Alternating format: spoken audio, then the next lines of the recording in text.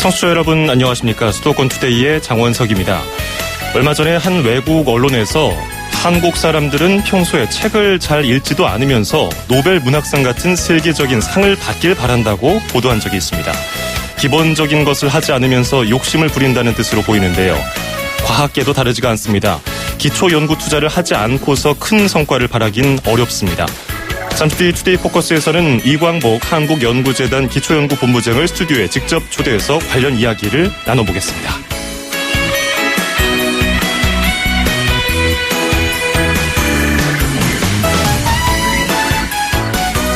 네, 오늘 아침 앵커가 뽑은 수도권 뉴스입니다.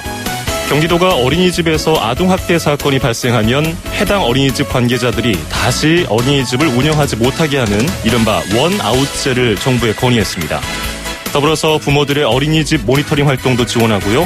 역시 보육교사 처우 개선 등에도 힘쓰겠다고 밝혔습니다. 올해부터는 아동학대 사건이 단 한 건도 발생하지 않았으면 좋겠습니다. 산타나의 마리아 마리아 띄워드리면서 2017년 2월 10일 수도권 투데이 시작합니다.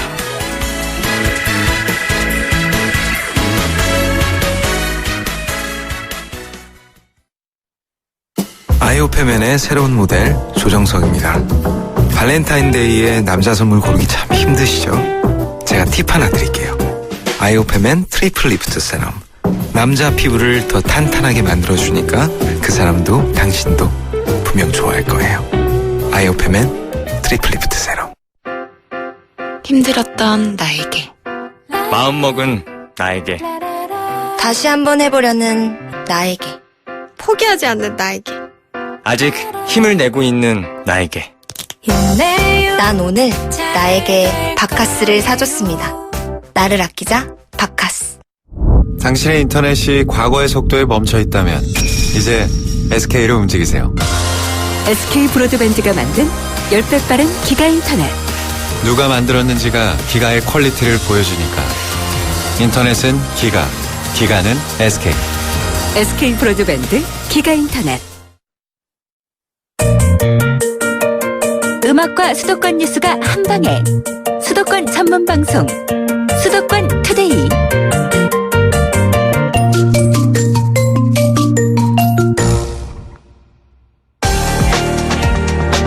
투데이 포커스. 건물을 지을 때 가장 먼저 공사에 들어가는 부분은 지반 공사죠. 울퉁불퉁한 땅을 잘 고르고요. 바닥을 깔고 기둥을 세웁니다. 기초공사가 부실한 상태에서 높이 지어진 건물 상상하기도 어렵습니다. 하지만 우리 사회는 과정을 거치지 않고 그냥 화려한 초고층 건물을 바라고 있지는 않을까요? 당연한 얘기라고 느끼시겠지만 과학계에서는 성과를 중시하는 분위기 때문에 기초과학을 등한시하기도 일쑤였습니다. 또 신진연구원을 좀 괄시하기도 했었는데요. 정부가 신진연구원과 기초과학을 튼튼히 하기 위해서 지원에 나서겠다고 밝혔습니다. 이와 관련한 이야기를 나눠보려고 오늘 이광복 한국연구재단 기초연구본부장을 스튜디오에 직접 초대했습니다. 안녕하십니까? 네, 안녕하세요. 예, 먼 길 오시느라고 고생하셨습니다. 네. 자, 한국연구재단이 어떤 곳인지 일단 청취자 여러분께 소개 좀 해주시죠. 예, 한국연구재단은 한국과학재단, 한국학술진흥재단, 국제과학기술협력재단이 통합되어 2009년 출범한 국가대표 연구지원관리기관입니다. 예. 그리고 약 4조 5천억의 예산으로 크게 두 종류의 활동을 합니다. 예. 첫 번째로 대학교와 연구기관의 연구활동을 지원하고 있고요. 예. 다르게 말씀을 드리면 연구자들에게 연구비를 나눠주는 기관이 되겠습니다. 예. 두 번째는 대학교와 연구기관의 인력 양성을 위해서 예산을 제공하고 있습니다. 예. 본부장님 약간 마이크 쪽으로 가까이 다가오시면 감사하겠습니다. 네. 예. 다양한 지원 활동을 하고 계신데요. 일단 올해 정부의 기초연구 지원이 됐다고 뉴스를 통해서 들었거든요. 연말에 노벨과학상 수상자 발표가 나올 때마다 기초연구가 부족하기 때문에 우리가 너무 많은 걸 바라고 있다. 정부 지원을 늘려야 된다. 이런 얘기가 있었거든요. 구체적으로 어떤 부분이 확대되는 건가요? 일단 예산 측면으로 올해 예산이 1조 2,600억 원이 됩니다. 예. 이 예산은 작년 대비 1,600원이 늘었고요. 1,600억 원이 늘었고요. 예. 약 14.5%로 생각하시면 되겠고요. 그리고 이런 예산 증가로 연구자들의 숫자도 약 10% 이상 늘 것으로 예상하고 있습니다. 그리고 올해는 작년부터 저희가 시행한 연구자 중심 지원 제도를 더 개선하고 있고요. 그리고 연구 평가에 있어서도 그 우수한 그 평가자를 발굴해서 전문성과 공정성을 강화하고 있습니다. 예. 뭐 연구자 중심으로 여러 가지 혜택이 늘어나야 될 텐데 저희가 또 들은 게 신진 연구자를 위한 어떤 제도가 생긴다고 들었거든요. 네네, 맞습니다. 올해부터는 교수로 임용된 지 얼마 안 되는 분들에게 예. 새롭게 지원 사업이 시작이 됩니다. 우리는 이 사업을 생애 첫 연구 사업이라고 부르고 있습니다. 예, 그러면 그게 이제 연구자 중심의 제도로 이렇게 개편이 되는 건가요? 기존에 해오던 제도들을? 저희가 이제 작년서부터 시작을 했고요. 지금 그러니까 보통은 연구자들이 그 연구기관과 예산을 옛날에는 딱 정해진 틀에서만 할 수가 있었는데 작년서부터는 연구기관, 연구비 규모도 본인이 정해서 신청할 수 있게 저희가 제도를 개선했고요. 올해도 그 제도를 강화하고 있습니다. 예. 그게 왜 제가 여쭤봤냐면요. 그 연구자들이 도대체 정부에서 지원해 준 연구비를 관리하는 사람이냐 아니면 우리가 연구를 하는 사람이냐 모를 정도로 이 연구비 문제가 굉장히 예민한 문제였고요. 또 뭐 복잡한 간섭이라고 하기는 좀 과할 수도 있겠지만 행정 부담을 주는 거죠. 뭐 연구를 어떤 것을 할 것이냐 보고서를 제출하라고 하는데 부처별로 그 규정이 좀 상이하기도 하고요. 그 규모도 방대해가지고 연구자들이 연구할 시간에 이런 보고서 쓰고 있으니까 너무 힘들다는 말씀도 하셨는데 그럼 어느 식으로 개편이 되면서 정부 지원을 받을 수 있을까요? 저희가 이제 그 여러 가지를 지금 개선하고 있고요. 그래서 연구비 관리도 개선을 하고 있고요. 그리고 일단은 연구 관리를 하기 전에는 연구 제안서를 써서 연구 제안서가 선정이 돼야 되는데 그렇죠. 첫 번째 단계인 연구 제안서도 옛날에는 상당히 길이가 길었고요. 그리고 중복도 꽤 있었고요. 그래서 올해서부터는 크게 우리는 이제 연구자를 크게 세 종류로 그룹으로 나누는데 첫 번째가 이제 신진. 신진 같은 경우는 이제까지는 연구 제안서의 길이가 30쪽이었었어요. 그것을 한 20쪽. 그래서 올해서부터는 5쪽으로 대폭 줄였고요. 뭐 대학생 리포트 수준으로 줄인다 이런 얘기도 있더라고요. 그래서 저희가 가능하면 적정한 수준을 찾으려고 노력을 많이 했고요. 그리고 중견은 원래는 20쪽이었는데 올해는 10쪽으로 줄였고요. 그래서 지금 반응이 굉장히 좋은 걸로 알고 있고요. 그래서 올해 이 경험을 바탕으로 내년에 뭐 필요하면 한두 페이지 더 넣을 수도 있고 또 한두 페이지 줄 수도 있지 않을까 이런 생각을 해보고 있습니다. 그럼 신진 연구원하고 중견 연구원하고 기준은 뭘로 둡니까? 아까 교수 갓 임용된 사람이라고 말씀하셨는데. 일단은 연구재단 내에서 우리 이제 사업이라고 부르는데요. 신진은 그 39세 이하 연구자를 포함해서 교수로 임용된 지 7년이 안 되는 연구자를 말하고 있습니다. 정말 말 그대로 이제 갓 그 교수로서 학문을 시작하는 사람들인데 그러면은 아슬아슬하게 탈락한 40대 초반들은 좀 억울하지 않을까요? 아니면 8년 됐거나. 아주 좋은 질문이고요. 저희가 그런 질문을 가끔 받는데 뭐 어떤 식으로 예를 들면 그분은 중견의 90% 신진의 10% 뭐 이런 제도도 생각을 해보고 있지만 실현하기가 생각보다 쉽지 않고요. 그렇지만 저희가 그 문제를 알고 있기 때문에 개선 방안을 뭐 찾고 있다고 말씀드릴 수 있습니다. 그것도 그렇고 또 죄송합니다. 학위를 뭐 늦게 마쳤거나 아니면 임용이 좀 늦어지고 있거나 혹은 뭐 교수 임용까지는 아니더라도 박사 과정을 밟으면서 이런 연구를 하고 싶은데 그런 사람들의 혜택은 상대적으로 좀 박탈되는 거 아니냐 이런 지적도 있거든요. 뭐 그런 지적을 할 수는 있는데 저희가 그 문제를 알고 있고요.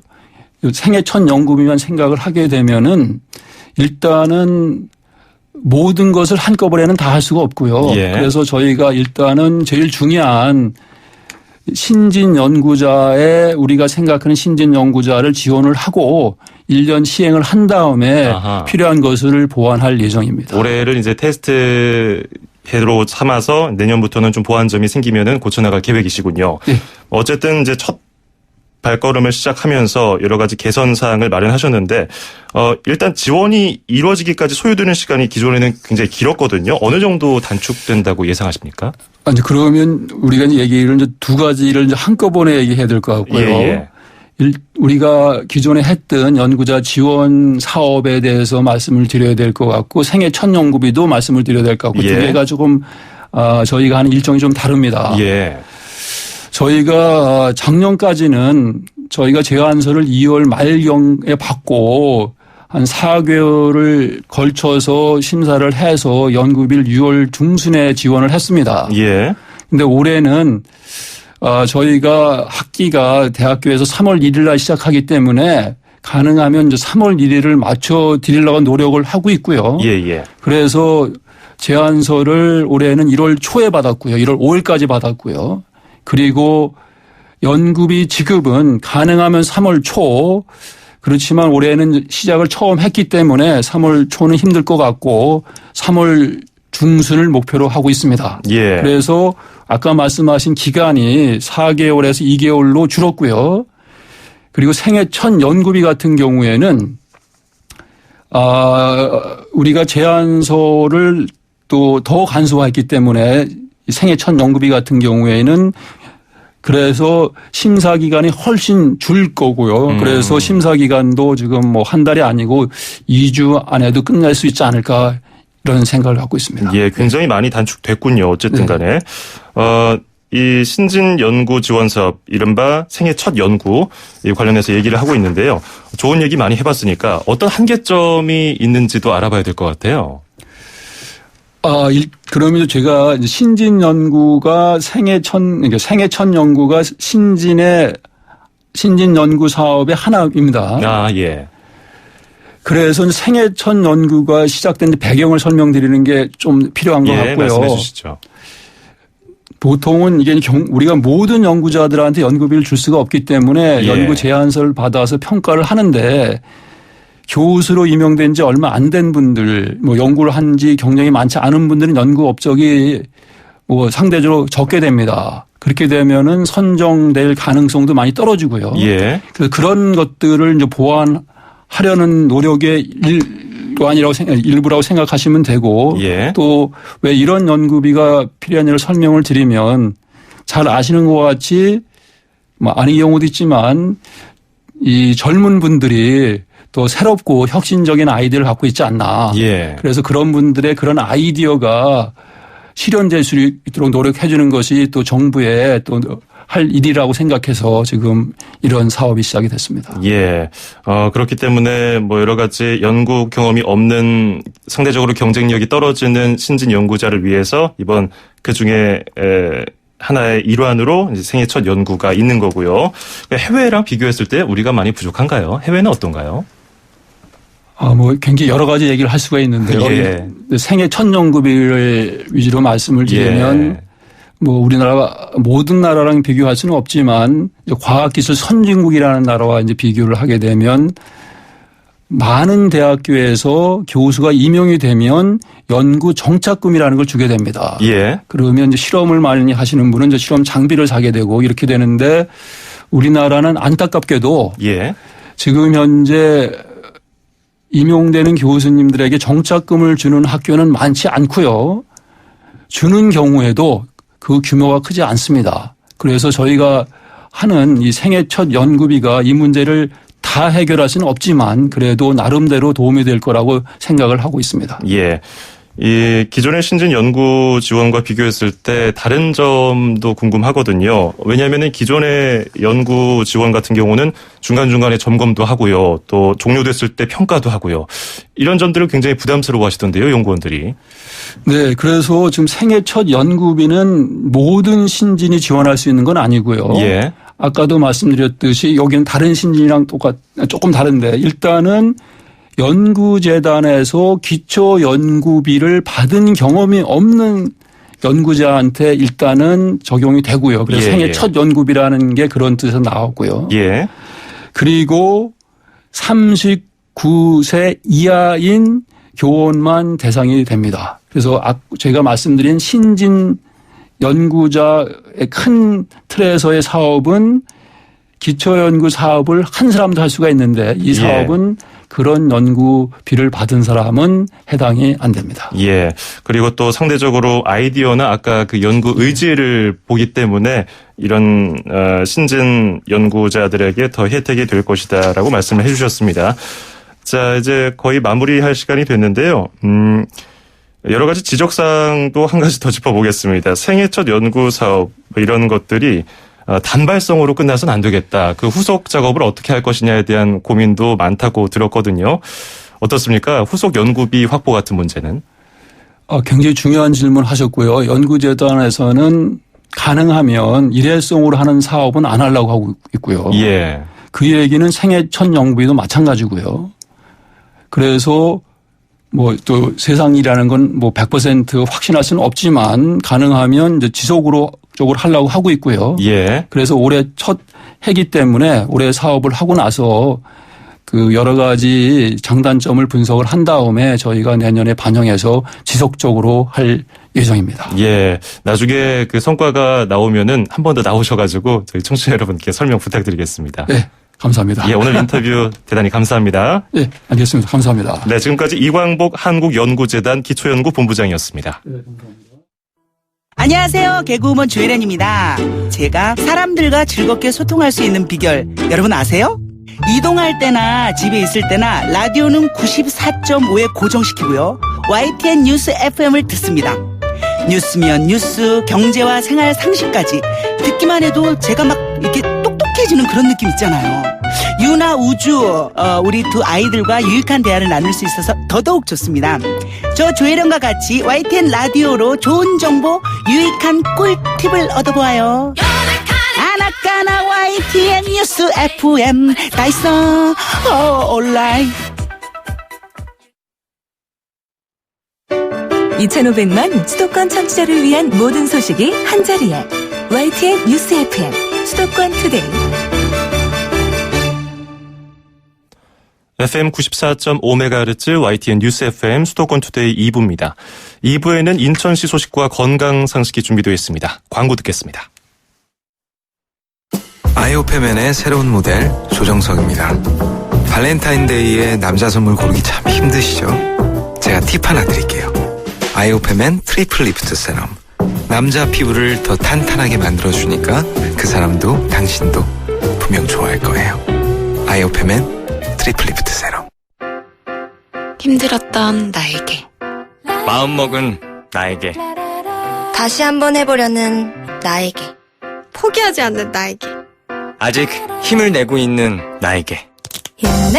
난 오늘 나에게 바카스를 사줬습니다. 나를 아끼자 바카스. 투자를 튼튼하게, KB증권 자산을 든든하게, KB증권 내일을 탄탄하게, KB증권 KB금융그룹과 현대증권이 만나 KB증권으로 새롭게 시작합니다. KB증권. 당신의 인터넷이 과거의 속도에 멈춰 있다면 이제 SK로 움직이세요. SK 브로드밴드가 만든 10배 빠른 기가 인터넷. 누가 만들었는지가 기가의 퀄리티를 보여주니까. 인터넷은 기가, 기가는 SK.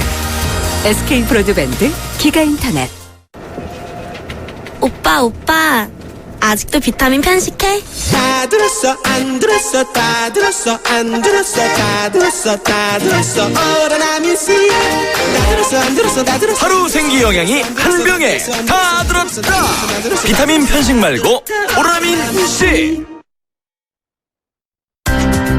서울, 경기, 인천, 집고! 수도권 정부의 핵심이 바로 여기에 수도권 행정탐방. 수도권 행정탐방 금요일 순서 인천시로 가보겠습니다. 인천시 김석철 방송팀장 연결합니다. 안녕하세요. 네, 안녕하세요. 예, 인천시가 이 관연도 체납액을 59억 원 줄이고 그리고 역대 최고의 과태료 징수율을 달성했다고 들었습니다. 이 관련 소식 전해주시죠. 네. 인천시의 그 세수입은 지방 재정의 그 주요한 그 자주자원으로서 지난 한 해 동안은 그 체납액은 반드시 일소되어야 한다는 신념으로 직원들이 노력해서 2015년에 비해서 59억 원의 관연도 체납액을 줄이는 성과를 거뒀는데요. 예. 2016년도 세외 수입 체납액 징수액도 2015년도에 비해서 9.5%가 증가한 332억 원을 더 거두면서 자주재원 확충의 한 몫을 차지했습니다. 예. 그런데 기존의 자료를 보면은 인천시의 과태료 징수율이 특별시라든지 광역시 중에서 성적이 좋지 않았던 것으로 알고 있거든요. 이번에는 순위 변화가 좀 있었습니까? 네. 말씀하신 대로 우리시 그 과태료 징수 실적은 그동안의 8대 특별시와 광역시 중에서는 항상 하위권에 머물렀었는데요. 예. 앞서 말씀대로 그 노력의 결과로서 저희들이 이제 이런 결과들을 벗어나기 위해서 시를 비롯해서 모든 구가 또 세외 수입 그 전담 조직을 구성하고 또 활용해서 징수액은 늘리고 체납액은 감소시킴으로써 해년도 과태료 징수 실적에서 부가액의 61.6%인 275억 원의 징수액을 기록하면서 전년보다 47억 원을 더 징수하게 됐고요. 이는 우리시 역대 최고의 징수율로서 인천시가 60% 이상 징수를 기록한 것은 이번이 처음입니다. 예, 많은 분들이 노력을 하셨군요. 네. 자, 그리고 인천광역시의 교통안전도가 한국교통연구원의 광역자치단체 안전성과지표 평가 결과에서 우수 평가를 받았네요. 이 얘기 좀 전해주시죠. 네, 한국교통연구원이 안전성과 지표 발표에서 우리시가 서울시에 이어서 전국에서 두 번째로 안전하다는 평가를 받았습니다. 이번 지표는 교통안전을 위한 제도적인 기반과 정책, 그리고 중간 성과와 최종 성과를 종합적으로 평가했는데요. 그중에서 우리시가 지역교통안전계획을 잘 이행하고 사고 감축 목표를 달성한 점이 높게 평가됐습니다. 예. 그러면 어느 부분에서 평가를 높게 받았습니까? 네. 특히 그 지역교통안전계획의 이행과 교통사고 감축 목표의 달성, 그리고 도로 형태별 교통사고 사망자 비중에서 만점을 받아서 전국에서 가장 우수하다는 평가를 받았습니다.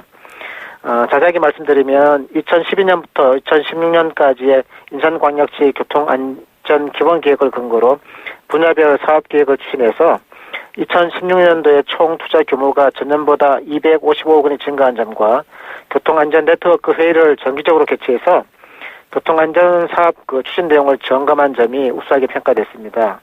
그리고 2015년도 교통사고 사망자 수 감축 목표를 146명으로 설정했는데 142명밖에 발생하지 않은 점과 차도폭 9m 미만 도로에서 교통사고 사망자 비중이 8.09%로 광역자치단체 평균 18.26%보다 크게 낮은 점이 높게 평가를 받았습니다. 예, 관련된 안전과 관련된 이야기는 안심해서는 안 되겠습니다. 아무리 높은 평가를 받더라도 방심을 해서는 안 되겠는데요. 인천시 앞으로 그런 더 추가적인 계획 간단하게 부탁드립니다. 네.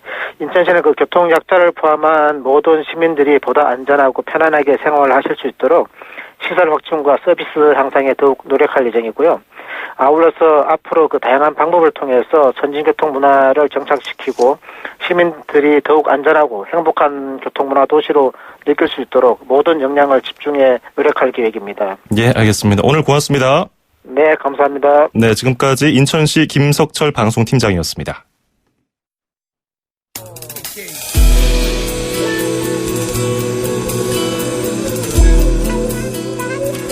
실로 그린이 피처링한 켈리스의 릴스타 듣고 건강한 이야기 코너 이어가겠습니다.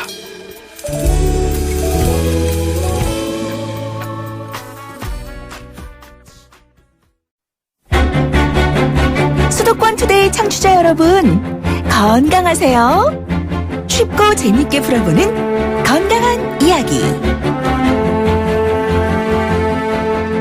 100세 시대, 사람들의 가장 큰 관심사는 나의 몸이죠.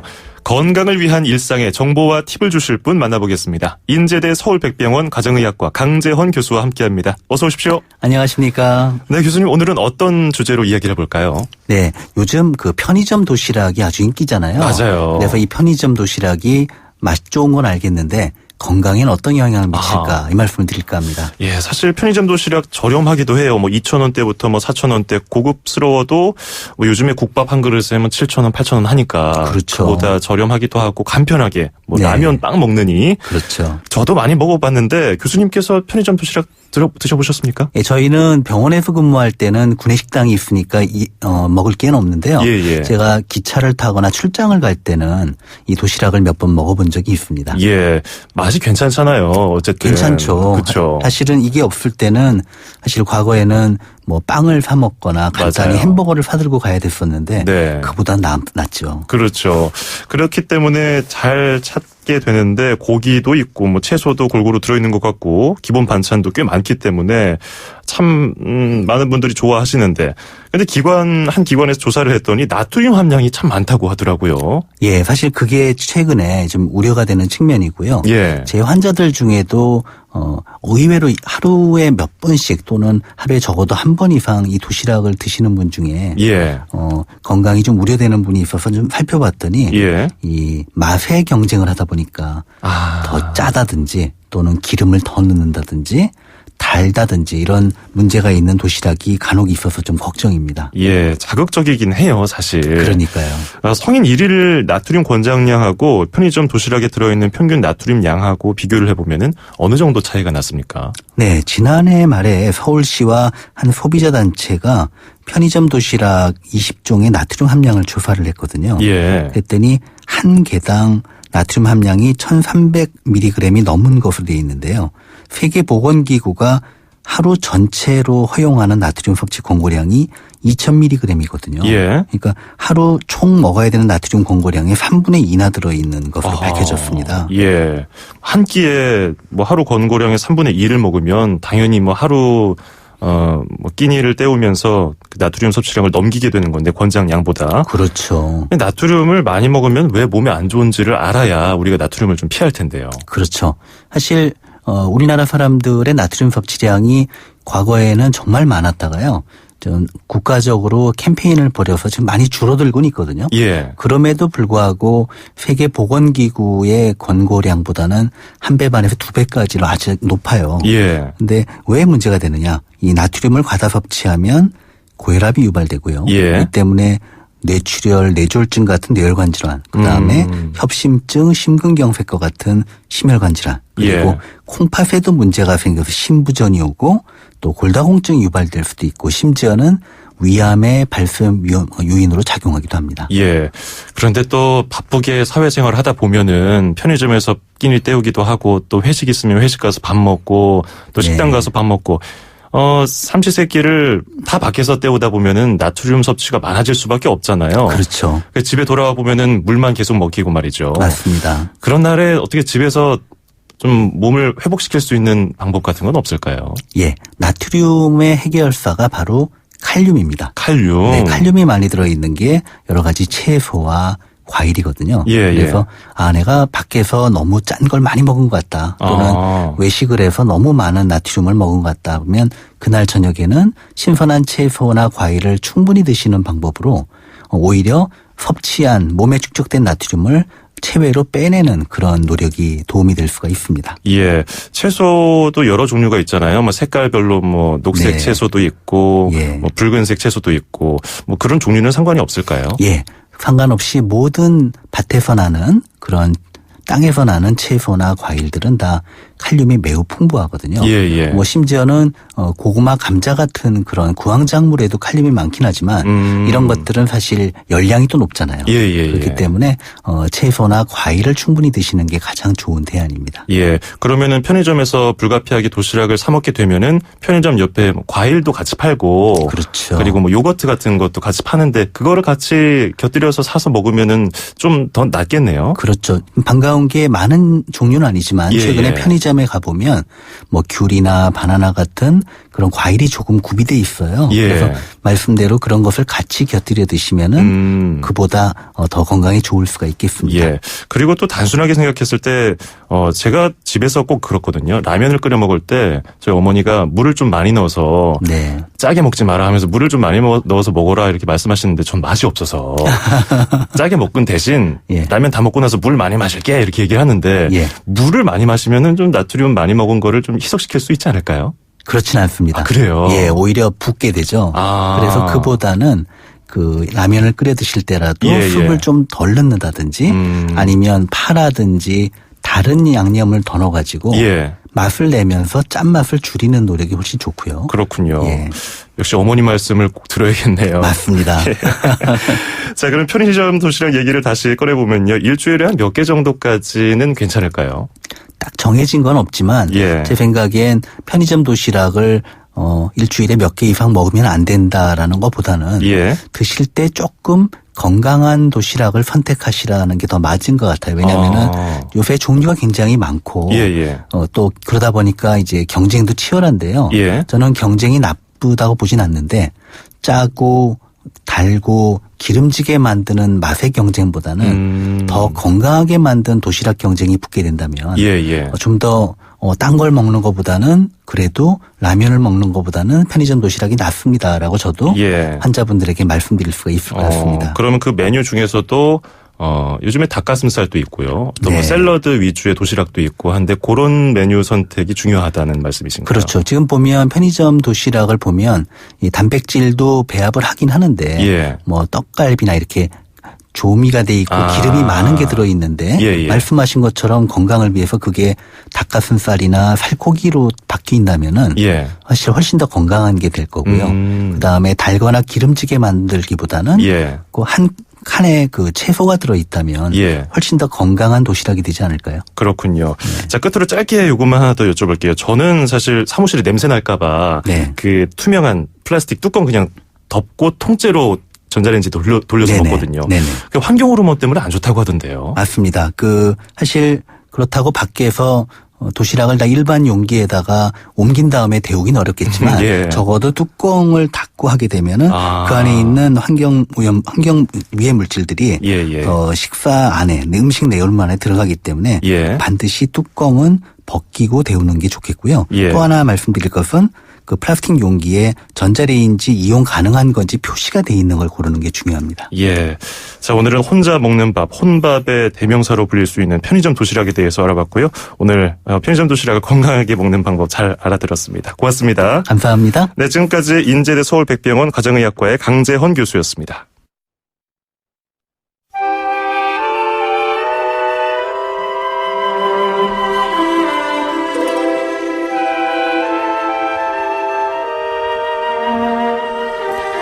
네, 수도권 투데이 오늘 준비한 소식은 여기까지입니다. 끝으로 해리 닐슨의 Over the Rainbow 준비했습니다. 날이 많이 춥습니다. 건강 잃지 않도록 유의하시길 바라겠습니다. 저는 다음 주 월요일 아침 9시 10분에 뵙겠습니다. 장원석이었습니다. 고맙습니다.